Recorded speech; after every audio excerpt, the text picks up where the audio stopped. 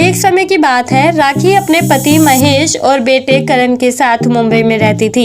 महेश और करण दोनों बाप बेटे अपना फैमिली बिजनेस संभालते थे और उनका ये बिजनेस इतना सफल हो चुका था कि वो मुंबई के टॉप लिस्टेड बिजनेसमैन कहे जाते थे।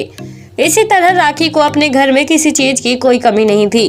घर में ढेर सारे नौकर चाकर थे, जिसकी वजह से राखी को घर का कोई काम नहीं करना पड़ता था। पर अब वो अपने बेटे की शादी की चिंता करने लगी थी, इसलिए उसने अपने बेटे के लिए लड़की ढूंढना भी शुरू कर दी। इसी तरह उनके घर में करण के लिए पढ़ी लिखी माहिरा का रिश्ता आता है, जिसकी खूबियों को देखते हुए राखी उसे अपनी बहू बनाने का फैसला कर लेती है। कुछ दिनों बाद ही करण और माहिरा की शादी हो जाती है और माहिरा बहू बनकर राखी के घर आ जाती है। हालांकि कुछ दिनों तक तो माहिरा एक नई नवेली दुल्हन की तरह घर में सभी के साथ काफी अच्छा व्यवहार करती है, पर समय के साथ साथ उसका व्यवहार सभी लोगों के साथ बदलने लगता है। वो चाहती थी कि घर में बेवजह किसी भी तरह का पैसा खर्च ना किया जाए, इसलिए उसने घर के सभी नौकर चाकरों को भी बाहर निकाल दिया था। यही नहीं बल्कि घर के सभी नौकर चाकरों को हटाने के बाद माहिरा ने घर का सारा काम काज अपनी सासू माँ से करवाना शुरू कर दिया था। सुबह से लेकर शाम तक राखी ही घर का सारा काम करती थी, चाहे फिर झाड़ू पोछे का काम हो या फिर बाजार से कुछ लाने का। अब राखी की तबीयत भी खराब रहने लगी थी, पर अब राखी अपनी बहू की इन सभी हरकतों से काफी तंग आ चुकी थी।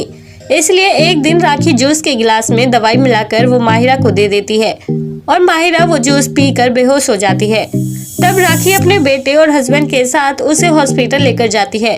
तभी डॉक्टर माहिरा से कहता है कि ये काफी बड़ी बीमारी है, जिसके लिए सर्जरी की जरूरत है। डॉक्टर की ये सभी बातें सुनकर माहिरा काफी डर जाती है, पर राखी डॉक्टर से कहती है कि डॉक्टर साहब, हमारे पास इतने पैसे नहीं है कि हम अपनी बहू की सर्जरी करवा पाए। थोड़ा दर्द होगा, वो सही हो जाएगा। तभी माहिरा अपनी सासू माँ से कहती है कि माँ, आपको पैसे दिखाई दे रहे हैं, मेरी तबीयत से आपको कोई फर्क नहीं पड़ता क्या?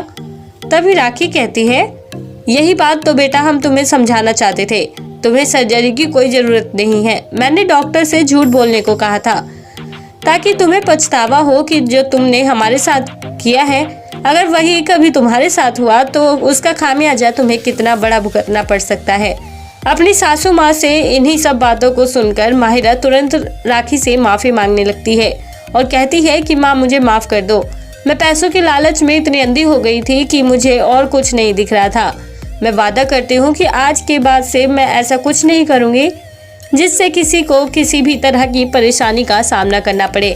तभी राखी अपनी बहू को माफ करते हुए गले लगाती है और उसे घर ले जाती है। तो दोस्तों, कैसी लगी आपको अपनी बहू की नौकरानी बनने वाली राखी की ये कहानी?